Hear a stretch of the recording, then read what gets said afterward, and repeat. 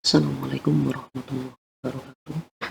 Pada kesempatan ini saya Ferdian Ranggaputra, mahasiswa Teknik Industri 23A, akan mempresentasikan materi etika dalam berorganisasi.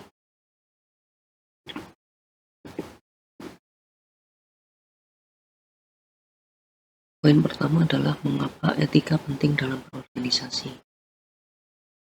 Etika ini diperlukan untuk membangun kepercayaan antar anggota kelompok atau anggota kerja, di mana etika ini berawal dari hal-hal yang baik yang dilakukan oleh personal, kemudian berakumulasi pada anggota kelompok sehingga mereka saling melakukan hubungan yang baik sehingga terbentuk rasa saling percaya dan kerjasama lebih baik.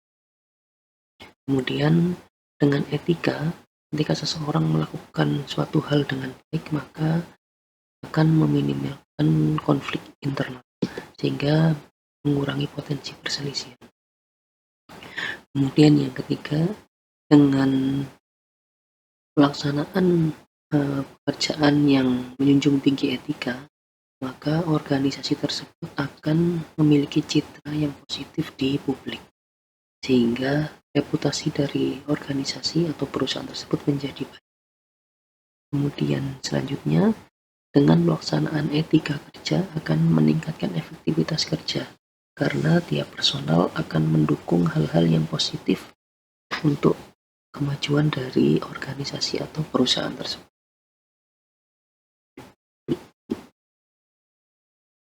Selanjutnya, apa saja prinsip dasar dari etika?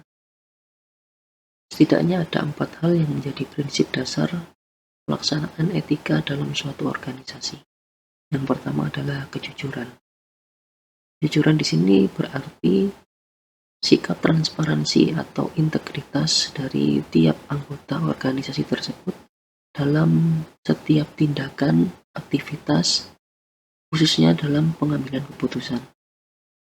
Selanjutnya merupakan prinsip dasar etika adalah keadilan, di mana setiap orang, terutama leader dalam organisasi ini, memberikan perlakuan setara kepada tiap anggota individu di organisasi tersebut.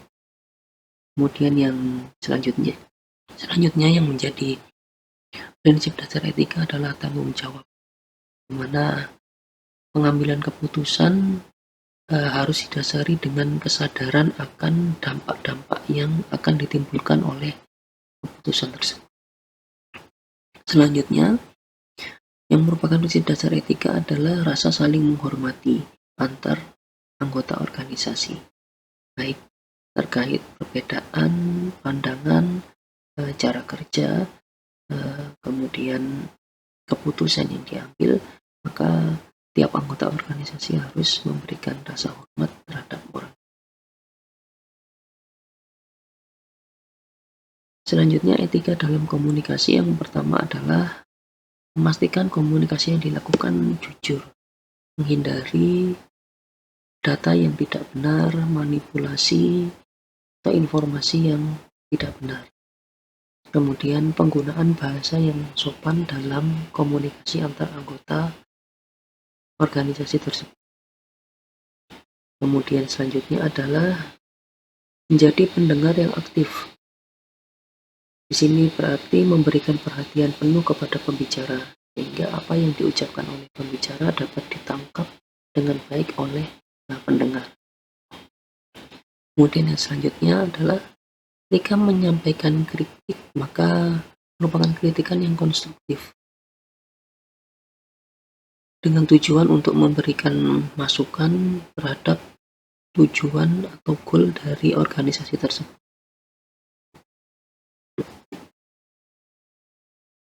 Selanjutnya, ketika dalam mengambil keputusan, dalam hal ini sangat diperlukan etika. Hal-hal yang perlu diperhatikan adalah yang pertama transparansi, atau menyampaikan alasan di balik setiap keputusan.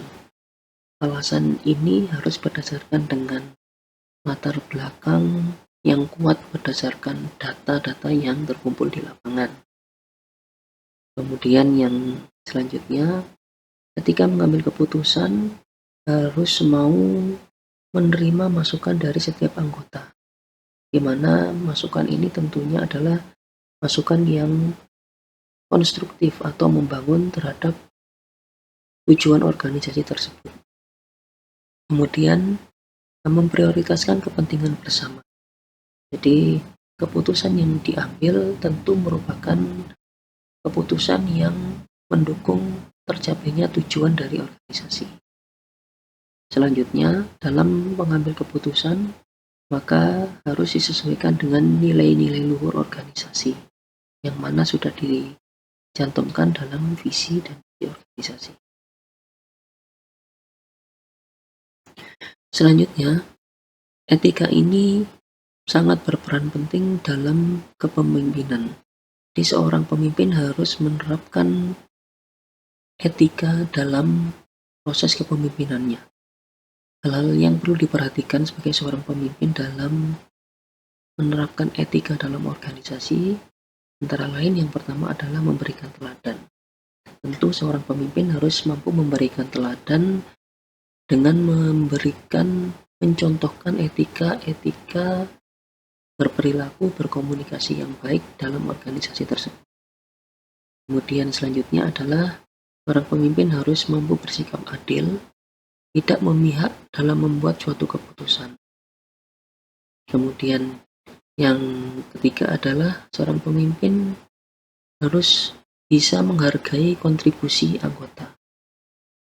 Sebelum menghargai kontribusi anggota, tentunya seorang pemimpin harus memiliki kepekaan dan mekanisme bagaimana anggota itu dinilai kinerjanya, sehingga kinerja anggota bersifat objektif dan dapat dengan mudah seorang pemimpin untuk menilai kinerja anggotanya.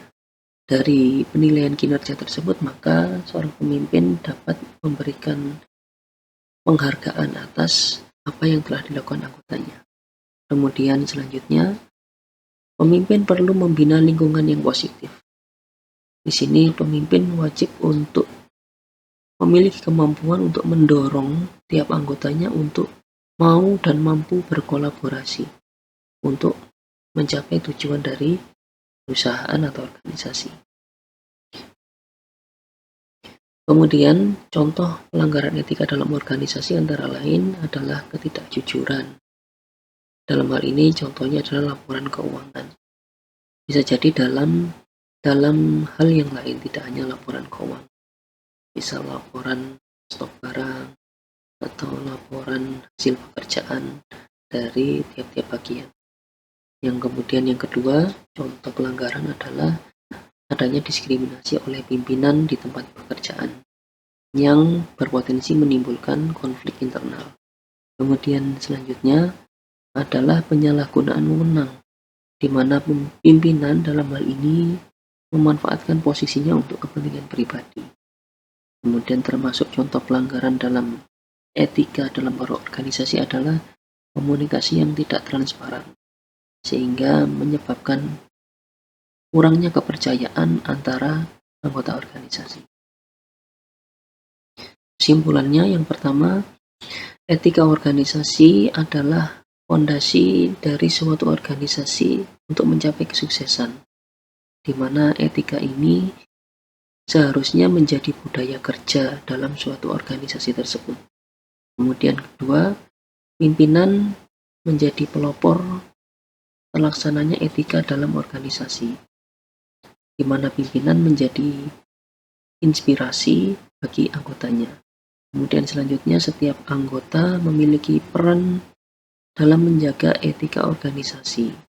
Bukan hanya tugas pimpinan, namun tugas seluruh elemen organisasi.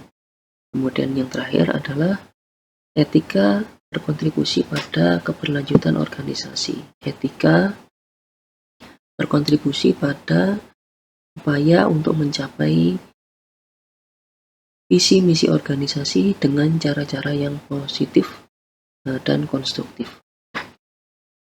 Demikian presentasi dari saya. Terima kasih. Wassalamualaikum warahmatullahi wabarakatuh.